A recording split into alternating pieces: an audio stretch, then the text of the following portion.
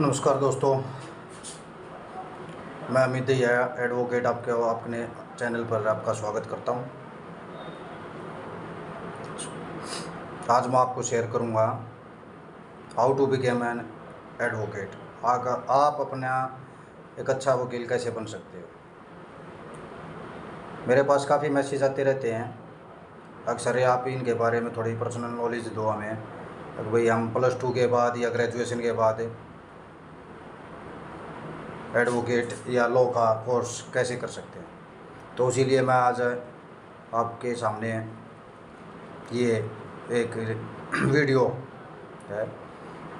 बना रहा हूँ और इसी से रिलेटेड आगे जिसके भी जो कमेंट वगैरह जो सवाल डाउट रह जाएं वो आप आराम से मैसेज बॉक्स में जाकर मेरे चैनल पर छोड़ सकते हैं।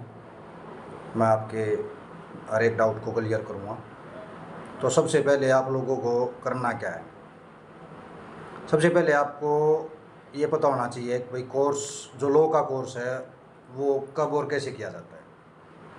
ये दोस्तों दो प्रकार से होता है, +2 के बाद और ग्रेजुएशन के बाद। ग्रेजुएशन के बाद आप +2 के बाद कैसा करना चाहते हैं वो आपका पर्सनली वो है। मैं आपको बता दूं, +2 के बाद जो कोर्स करोगे आप वो 5 साल का होगा और ग्रेजुएशन के बाद जो कोर्स करोगे वो 3 साल का होगा। किसी भी रजिस्टर्ड यूनिवर्सिटी से में आपको एडमिशन लेना होगा इन दो कोर्सों में।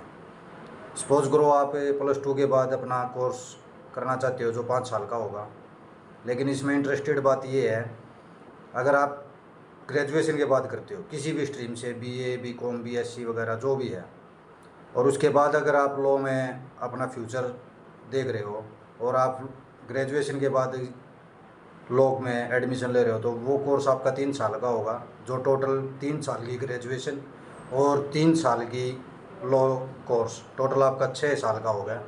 तो इसमें आपको 1 साल का जो कोर्स का जो अवधि है वो आपकी ज़्यादा बढ़ेगी। जो 5 साल में कोर्स होना चाहिए था वो आपका 6 साल में होगा। ये आपका हर एक बच्चे का, जो भी नए यंग जनरेशन है जो एडवोकेसी में अपना फ्यूचर देख रहे हैं या एडवोकेट बनना चाहते हैं या लॉ फर्म से जुड़ना चाहते हैं, वो +2 के बाद या BA के बाद ग्रेजुएशन के बाद अपना लॉ कोर्स कर सकते हैं। उसके बाद आपको करना क्या है, लॉ कर ली, कोर्स कर लिया, उसके बाद आपको करना क्या है। उसके बाद अगर आप प्रैक्टिस करना चाहते हैं एज ए एडवोकेट, तो आप किसी भी स्टेट बार काउंसिल में रजिस्टर कराना होगा आपको अपना नाम। हर एक स्टेट की अलग अलग बार काउंसिल होती हैं, वो आपको वहाँ रजिस्टर्ड की जो फॉर्मेलिटीज़ वगैरह, जो उनकी फ़ीस स्ट्रक्चर है, जर्नल के लिए अलग है और रजिस्ट्रेशन के लिए अलग है, वो उनकी फ़ीस अलग होती है। वो फुल फाइल करके वो आपको एक प्रैक्टिस सर्टिफिकेट इशू करेंगे। वो प्रैक्टिस सर्टिफिकेट इशू करने के बाद आपको AIBE ऑल इंडिया बार एग्ज़ाम, जो साल में 2 बार होता है हर 6 महीने में, वो क्लियर करना होगा। उसके पास होने के बाद उसमें passing marks maximum 40, minimum 40 number शायद चाहिए उसमें। वो साल में 2 बार होता है हर 6 महीने में। AIBE का टेस्ट क्लियर करने के बाद आपको वहाँ से भी प्रैक्टिस सर्टिफिकेट मिलेगा एक, जो सर्टिफिकेट मिलने के बाद आप अपनी प्रैक्टिस जहाँ आपने शुरू करनी है वहाँ, सपोज करो आप हाई कोर्ट में, डिस्ट्रिक्ट कोर्ट में, लोअर कोर्ट में या सब डिवीज़न कोर्ट में, जो जहाँ भी आपकी प्रैक्टिस करनी है, वहाँ की जो डिस्ट्रिक्ट की जो बार की एसोसिएशन होती है, वहाँ पर आपको अपना मेंबरशिप, रेगुलर मेंबरशिप लेनी होगी। वो रेगुलर मेंबरशिप की भी जो उनका क्राइटेरिया है वो आपको फुलफ़िल करना होगा। उसमें आपकी मार्कशीट की कॉपी और बार काउंसिल का सर्टिफिकेट, AIBE का जो आपने टेस्ट दिया उसका सर्टिफिकेट, उसकी कॉपियाँ लगेंगी। वो करने के बाद आप वहाँ उस बार एसोसिएशन के रेगुलर मेंबर हो जाओगे। मेंबर होने के बाद आप अपना एज ए एडवोकेट करियर शुरू कर सकते हो। करियर शुरू करने के बाद अगर आपने क्रिमिनल लॉयर या सिविल लॉयर, वो आपकी अपनी पर्सनल है या आपकी नॉलेज के ऊपर बेस है, आप किस तरह से आपकी पकड़ क्रिमिनल में अच्छी है या सिविल में अच्छी है। स्ट्रीम दोनों ही अच्छी हैं, दोनों। एक अच्छा एडवोकेट क्रिमिनल का भी हो सकता है और एक अच्छा वकील सिविल का भी हो सकता है। बशर्ते आपका बस ये नॉलेज ये है कि भाई उसमें आप केस ही एडवोकेट, जब आप प्रैक्टिस करोगे एडवोकेट की तो आपको अपना एज ए क्रिमिनल लॉयर ही, मैं जैसे अपना करियर जो है क्रिमिनल लॉयर के हिसाब से ही लड़ता हूँ। मैं सिविल के बहुत ही कम केस लड़ता हूँ। अब शुरू में कुछ एक जो परेशानी की जो बातें रहती हैं एज ए जूनियर एडवोकेट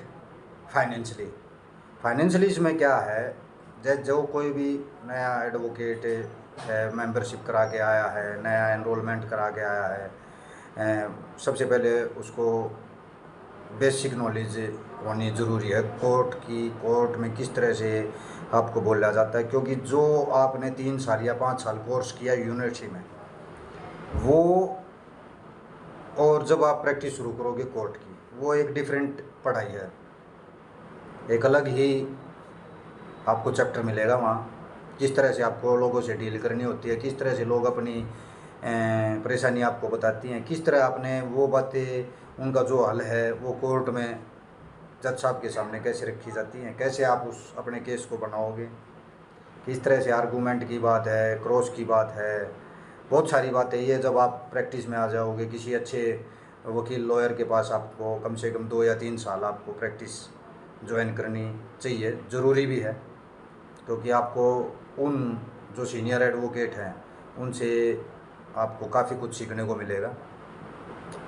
उसके बाद धीरे धीरे आपका जो करियर है वो एज एन एडवोकेट शुरू हो जाएगा और फाइनेंशियली दिक्कतें भी ख़त्म हो जाती हैं। फाइनेंशियली दिक्कतें क्या है, ये निर्भर होता है आपकी अपनी फ़ीस स्ट्रक्चर वगैरह पे। कुछ नए वकील साथी हमारे जो आते हैं, भाई आते ही उनका कई बार ये सवाल रहता है, कोई वकील साहब है बहुत ज़्यादा पैसे कमाते होंगे, ये है ये, तो लोगों से काफ़ी सुनने की बातें आती हैं, काफ़ी कुछ सुनने को मिलेगा। लेकिन ऐसा कुछ नहीं है, मैं आप लोगों को बता दूं ऐसा कुछ नहीं है। क्योंकि ये आपकी नॉलेज के ऊपर निर्भर है, आपके पास किस तरह का केस आया है, आप उसको किस तरह से डील कर रहे हो, और आप अपने क्लाइंट के लिए कोर्ट में लड़ रहे हो, कोर्ट में क्लाइंट के लिए लड़ रहे हो और आप वो केस जीत गए, आपने अपने क्लाइंट को वो न्याय दिला दिया जिस आज से वो आपके पास आया था, जी मेरे साथ अन्याय हुआ है, पुलिस नहीं सुन रही, प्रशासन नहीं सुन रहा और कोर्ट में मेरा मामला है, और मैं आप उस क्लाइंट का विश्वास जीतते हो, तो वो काफ़ी कुछ लोगों को और बताएगा, भाई फलाना वकील है, उसने बहुत अच्छी मेहनत करी, मेरा केस जितवाया। तो आपकी एक पब्लिसिटी हो जाती है। तो जैसे जैसे आपका नाम बढ़ेगा, जैसे जैसे आप मेहनत करोगे, आपका केसों के नतीजे आएंगे, आपके हक में आएंगे। ये कोर्ट की ऑब्जर्वेशन है, आपकी मेहनत के ऊपर भी है। कुछ केस झूठे होते हैं, कुछ केस सच्चे होते हैं, तो वो सिर्फ आपकी मेहनत के ऊपर है, आप उस केस को किस हिसाब से लड़ोगे। केस के नतीजे हैं आपके हक में आते चले जाएंगे, आपका नाम होता चला जाएगा। आपका नाम होगा तो लोग आपसे काफ़ी जुड़ेंगे, लोग जुड़ेंगे तो फीस आएगी आपके पास, फाइनेंशियली भी आपको इतनी दिक्कत नहीं रहेगी। तो मैं आशा करता हूँ कि मेरे द्वारा दी गई हुई जानकारी जो है आप लोगों को अच्छी लगी होगी। इस वीडियो को जितने भी लोग हैं, जितने भी दोस्त हैं मेरे भाई बहन, मैं उन लोगों से अपील करूंगा कि इस वीडियो को ज़्यादा से ज़्यादा शेयर करें, ताकि ये जो बेसिक नॉलेज है एक अच्छे वकील बनने की ज़्यादा से ज़्यादा लोगों को मिले। जो चैनल पे पहली बार आए हैं वो चैनल को लाइक करें, सब्सक्राइब करें और बेल आइकन का प्रेस करें, ताकि भविष्य में आपको और अच्छी कानून से संबंधित, कोर्ट से संबंधित, केस से रिलेटेड बेसिक नॉलेज वगैरह आपको मिलती रहे। तो चैनल को ज़्यादा से ज़्यादा सब्सक्राइब करें और वीडियो को ज़्यादा से ज़्यादा लोगों तक पहुँचाएँ, ताकि लोगों का इस नॉलेज के बारे में, इनका नॉलेज बढ़े और इस बारे में उनको पता चले।